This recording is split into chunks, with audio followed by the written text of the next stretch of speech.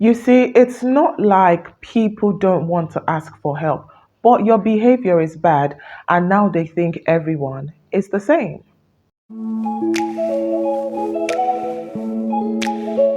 Hi, ladies, welcome back to my channel. My name is Remy, and I am an unburdening and identity restoration specialist based in the United Kingdom.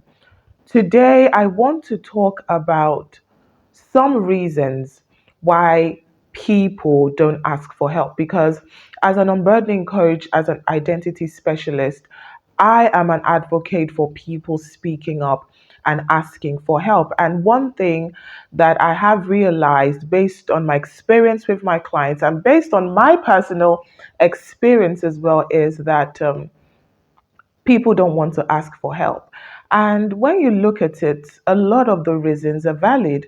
And I know that when it comes to help, and with the examples I'm going to be giving, some people will come and say things like, but some people are overdoing it, some people are leeches, some people are just lazy. Yes, I'm not disputing that fact. I know some people are lazy. I know some people are just entitled. I know some people just want handouts. But those are not the people I'm here to talk about today. I'm talking about people who genuinely need help, who are not lazy, who are doing everything God needs them to do, everything. They're ticking all the boxes, but they are just in a season of waiting and they need help. They're going through different things, various things that are beyond their control, and they need help. And why they are not asking for help. So let's go right into it. Number one, you start giving unsolicited advice.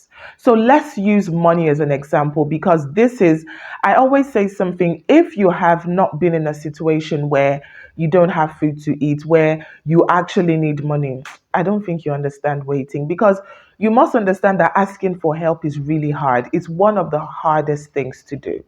Now, someone comes to you, they're just in, let's use a financial situation, they need money, and they come to you for help. The next thing you start doing is giving them unsolicited advice. Oh, have you done this? Have you done that? Oh, have you done? And you just start going on and on. We must learn to really give people what they need and not what we think they need. Because at that point, I'm not saying don't ask questions, I'm not saying don't be concerned, but there's a difference between being concerned and knowing where to draw the line and being nosy and just feeling that, oh, because you've come to me for help, I have earned the right to just know everything happening in your life. No, you haven't. Okay, as believers, we're meant to be there for each other, be our brother's keepers. And so if you cannot help, leave them alone. Number two, this is linked to number one, you start forcing your views on them. So again, let's say someone has come to you and maybe they're having housing issues or maybe they're having issues with their spouse and they've come to you, and then because they've come to you, you start telling them, oh, I think you should do this. You must do that. It's not a matter of I'm advising you. It's a matter of, no, the reason why you're having this issue with your husband is because you're not doing this. And then you call them after and say, so have you done it? And because they haven't done it, you start speaking or talking down at them. And I'm wondering, how is this helping the person? So you automatically think that because someone has come to you asking for help, you just can talk to them anyhow and you can start forcing your views on them. That's not right. You must understand that yes, people need help, but they still have that right to actually take their own decisions. Because look at it this way. Let's say this person is someone you've known for 10 years. Have they always been in that situation for 10 years? They haven't. Have they always had a house issue for 10 years? Have they always had an issue with their husband or wife for 10 years? No, they are just in a season where things are not going well and they need help. Remember this and don't turn yourself to a professor who knows how to deal with things, because listen, we're all products of grace, and a lot of people honestly are just a paycheck away from being in that situation that person is in. Number three, one reason why people don't want to ask for help is because your mouth is bigger than crusade speakers. I'm not joking. Someone tells you something, you tell your spouse, You tell your friend and you keep saying, mass of anybody, oh, mass of anybody, oh, she told me. And I'm thinking, why are you doing this? So you feel that because someone has come to you for help, the whole world now needs to know what they're going through.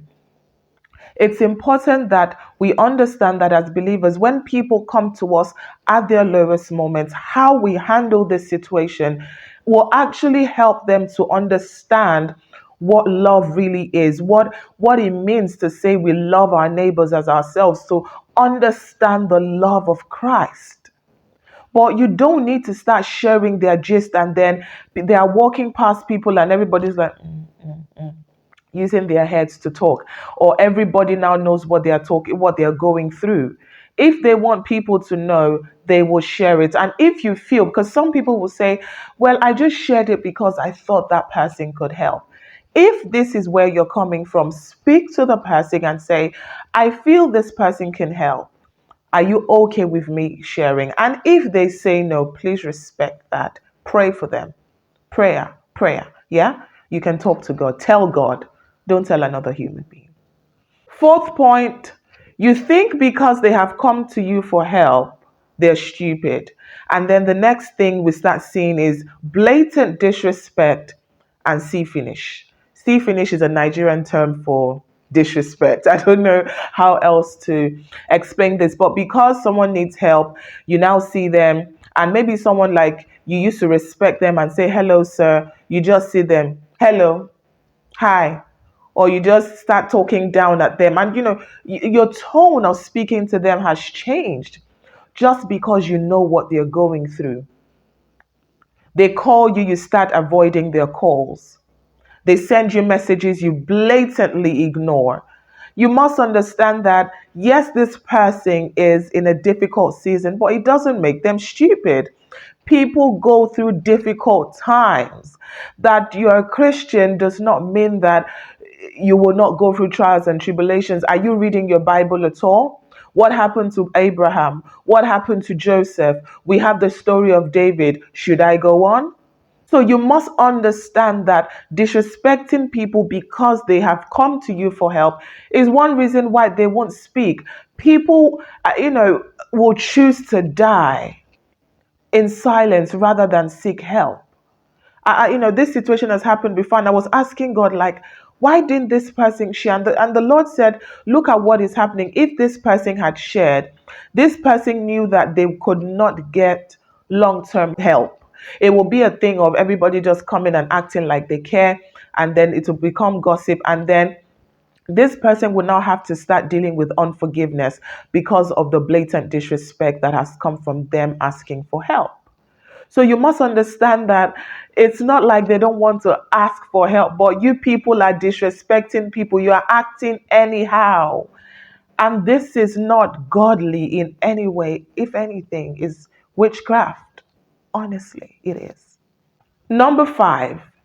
One reason again why I find that people will not ask for help is once they come to you 3, 4 times, you start giving an attitude. Shame mo bi any. Oh, le wa pa mi. Is it only you that has problems? Why are you always going through issues? How many times do you go to God asking for help? So are you telling me that because you ask God for help today, tomorrow you're not gonna go? That's not the case.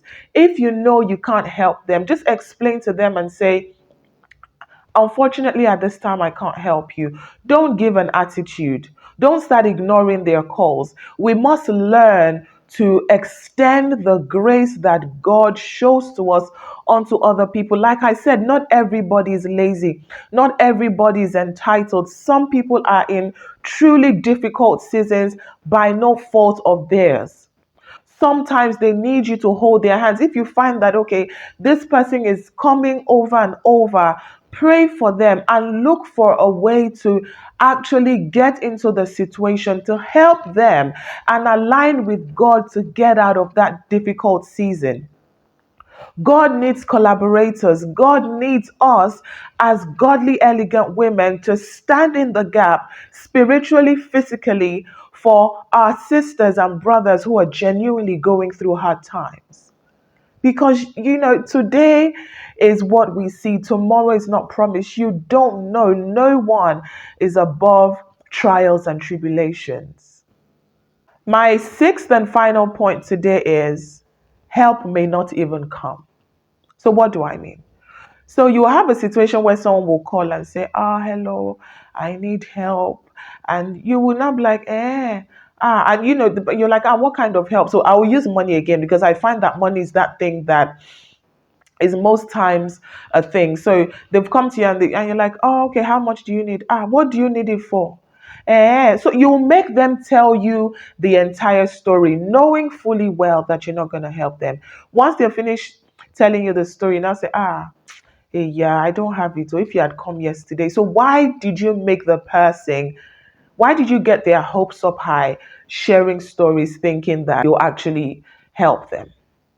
Or a situation where someone is going through a difficult phase with their partner, or just a difficult phase in life, and that you make them tell the story, and then you now start leading them to places where there's no help. It's not even confirmed.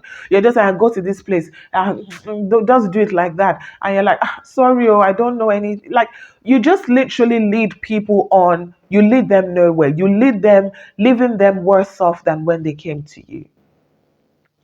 Ladies, we must understand that as much as it's important, and I'm still an advocate for seeking help, ladies, I'm still an advocate because silence does not do us any good. If you're speaking up, speak to God. When you speak to God, God will show you the people that can genuinely help you, those who are in alignment with His will. Because no one is an island. No one is above needing help. No one is above trials and tribulations. But I'm sharing this video to bring enlightenment to this thing and to also encourage you. If you find yourself in any of these points, doing any of these things, please sit down, do some self reflection, and do the needful change for the better. We are all sisters and brothers. We all belong to one kingdom. We have one Father. It's important that we cover ourselves. If you don't have money to give, have good words. If you don't have good words or you don't know how to speak, pray. But don't be that person who leaves people worse off than when they came to you. Ladies, I'm going to be ending here today. I really do hope you found this helpful, and I hope that we will be seeing some changes in your personal life. Thank you so much for watching, and I'll see you at the next one. Bye bye.